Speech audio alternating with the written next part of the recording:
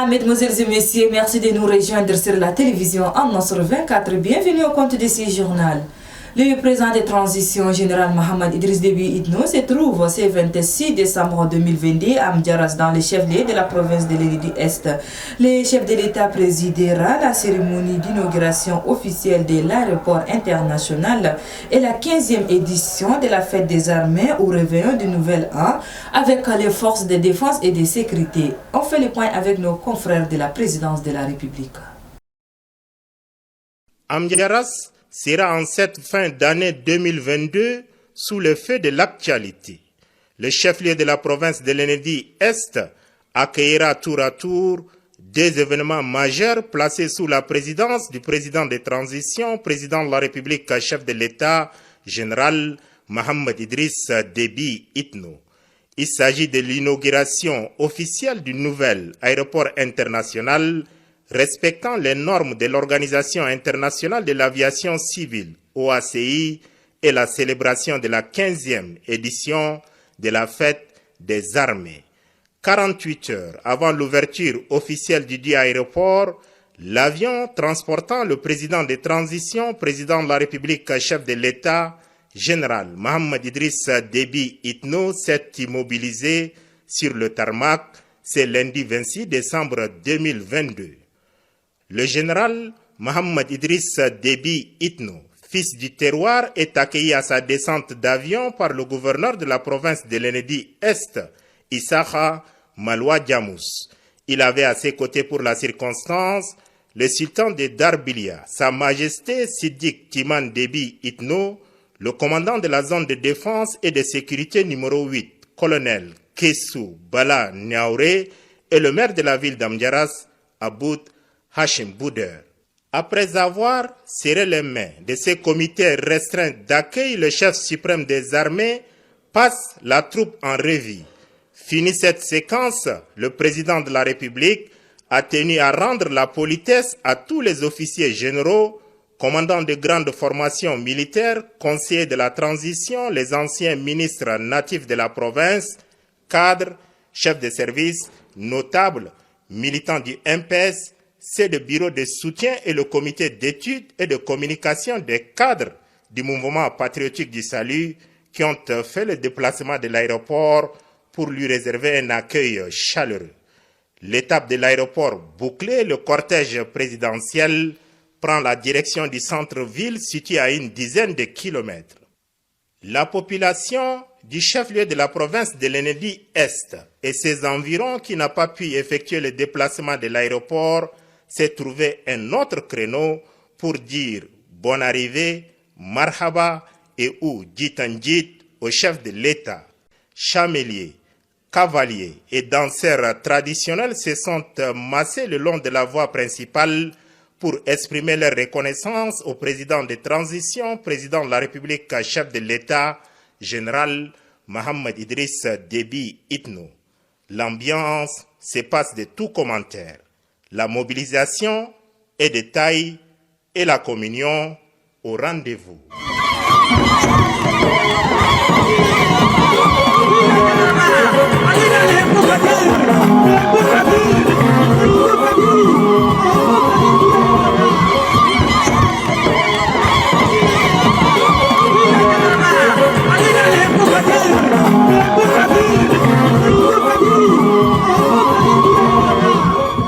À l'occasion de la cérémonie de la 4e édition du Festival national des arts et de la culture d'Ari qui s'est tenue le week-end dernier, le président de transition, président de la République, chef de l'État, général Mohamed Idriss Déby Itno, a promis au ministère en charge de la culture, des arts et du tourisme les ressources de la gestion de la cité des 60 villas et autres.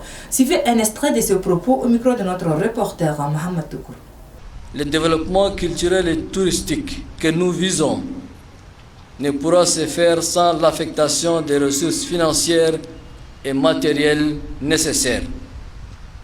C'est pourquoi nous avons posé des actes concrets qui traduisent à suffisance notre attachement au développement de ce secteur prometteur, dont je cite l'affectation au ministère en charge de la culture, des arts et du tourisme les ressources de la gestion de la cité de 60 villas.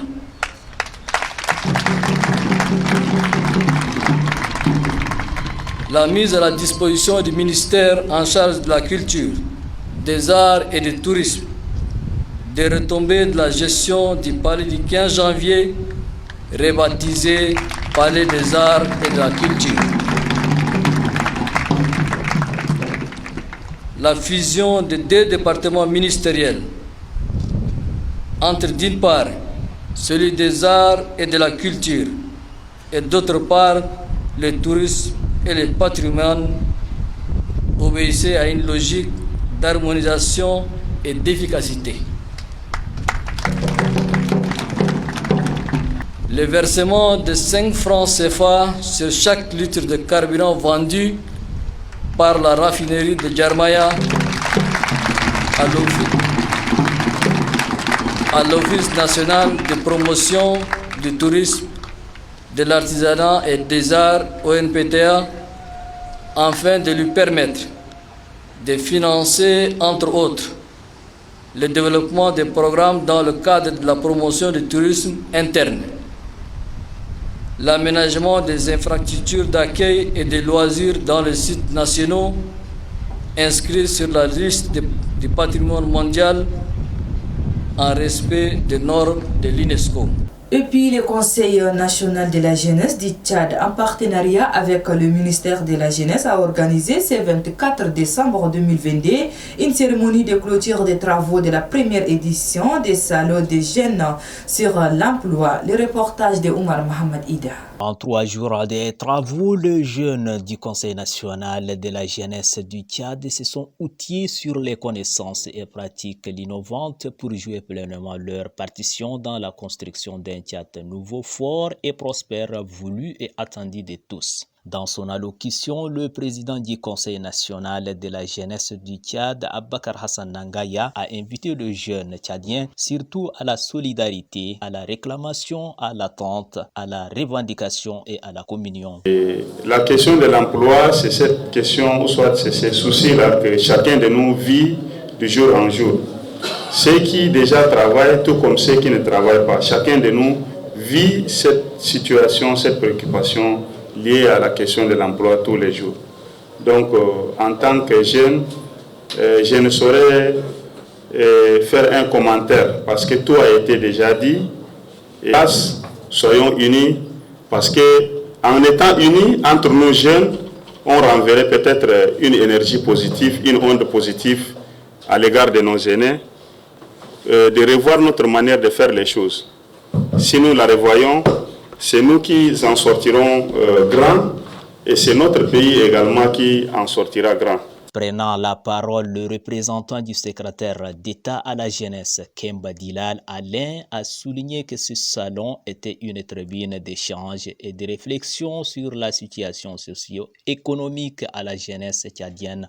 Le salon de la jeunesse sur l'emploi était axé autour de thèmes ayant trait au développement des stratégies et pratiques innovantes et les solutions prometteuses à la question de l'emploi des jeunes dans notre pays. Ce salon qui a vu la participation des jeunes de 23 provinces du pays s'inscrit dans la volonté du gouvernement d'apporter une solution idoine, rationnelle et pragmatique au problème du chômage de la jeunesse. Aussi, le salon était une tribune d'échange et de réflexion sur la situation socio-économique de la jeunesse tchadienne, de définition des priorités, d'analyse des opportunités entrepreneuriales, de développement de nouvelles approches pouvant la rendre autonome, audacieuse et entreprenante. Rappelons que ce salon a regroupé plusieurs jeunes venus de différentes régions et ceux de N'Djamena pour la circonstance. L'Union générale d'appui à la langue arabe a organisé ce 25 décembre 2022 une cérémonie de clôture de la Semaine nationale de la langue arabe 10e édition. Ceci s'est déroulé à la Maison nationale de la femme. Reportage Omar Mohamed Ida.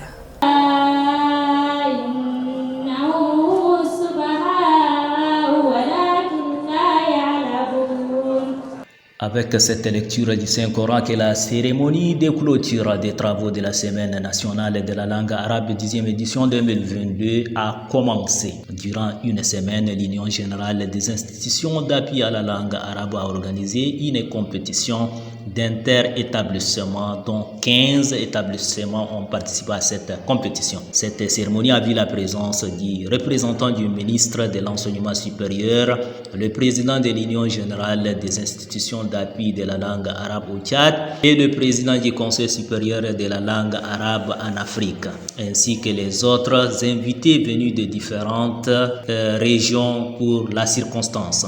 Dans son allocution, le représentant du ministre de l'Enseignement supérieur, de la recherche scientifique et de l'innovation, Nouren Suleiman Nouren, a exhorté l'Union générale des institutions d'appui à la langue arabe au Tchad de renforcer la relation ainsi que le partenariat et la coopération au niveau national et niveau continental avec le gouvernement tchadien qui s'intéresse également de la langue arabe dans le cadre du bilinguisme officiel. Rappelons que parmi les 15 établissements qui ont participé à cette compétition, les 3 établissements ont reçu des cadeaux, à savoir Al-Amjad Al-Arabiya, Nour Al-Arabiya et Mahad Al-Ilmi Et sur ce, se referme cette édition. Merci de l'avoir suivi. Au revoir et à demain. Bon suite de programme sur la télévision en Nasr 24. Merci d'être des nôtres.